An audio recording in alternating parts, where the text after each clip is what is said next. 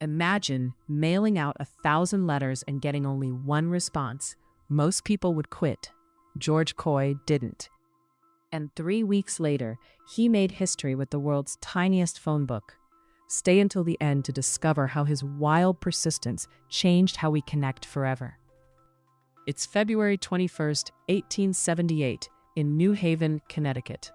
George Coy stands in a cramped storefront office, holding a single piece of cardboard. This isn't just any cardboard. It's about to become the world's first telephone directory, and it has exactly 50 names. No phone numbers, no addresses, just 50 names. You have to understand, just 1 year earlier, George Coy was a Civil War veteran managing a telegraph office. Then, he attended a demonstration by Alexander Graham Bell at the Skiff Opera House. Bell showed off a new contraption called a telephone, and Coy saw something no one else did. Not a novelty, a revolution. But here's the problem. In 1877, if you wanted to use a telephone, you had to buy 2 of them and string wires between them yourself. So, unless you owned 2 buildings, the telephone was basically useless. Bell knew this. Everyone knew this. George Coy borrowed $600, everything he could scrape together, and drafted an advertising letter explaining his vision for a telephone exchange.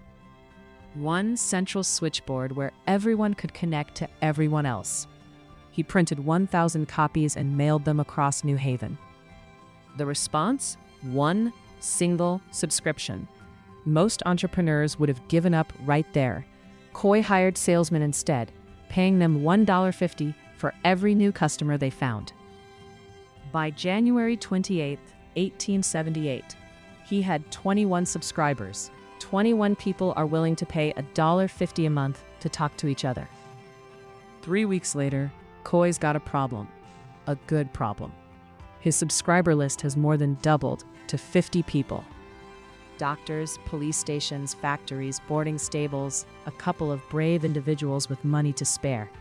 His mail operators, yes, the first operators were all men, can't keep track of who's who anymore. So on February 21st, 1878, Coy published the world's first telephone directory. It's 1 page, pure cardboard. And here's the kicker. There are no phone numbers on it. Why? Because phone numbers don't exist yet. You just pick up your telephone and tell the operator the name of the person you want to talk to. Think about what this means.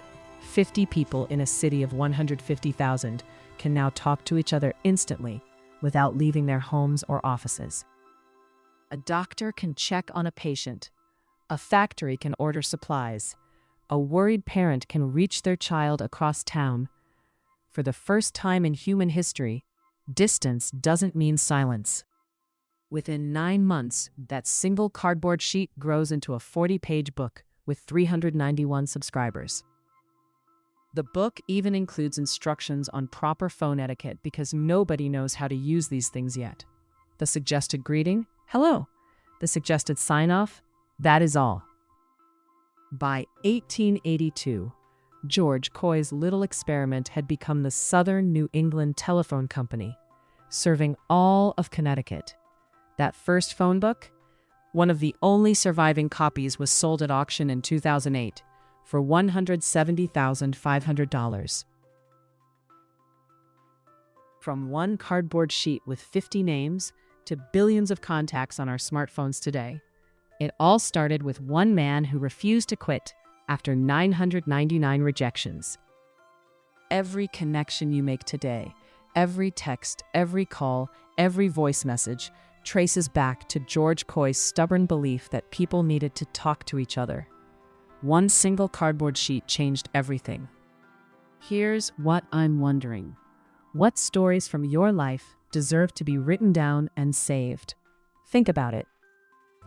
The struggles you've overcome, the moments that shaped you, the lessons you've learned, they're like George Coy's phone book. Simple, personal, absolutely priceless to the people who come after you.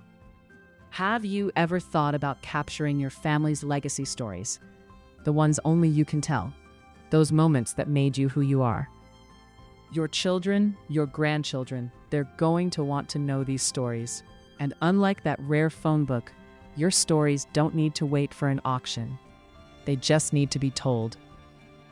Join our History Sparks community by subscribing to this channel. Every day, we uncover these amazing human stories that prove persistence, creativity, and connection change the world. And here's something I'm working on. I'm thinking of creating a free guide specifically for my subscribers to help you write your own family story, capture those irreplaceable memories, and preserve your legacy. Would that interest you? Let me know in the comments. Remember, history isn't just about the past. It's about the stories we choose to keep alive.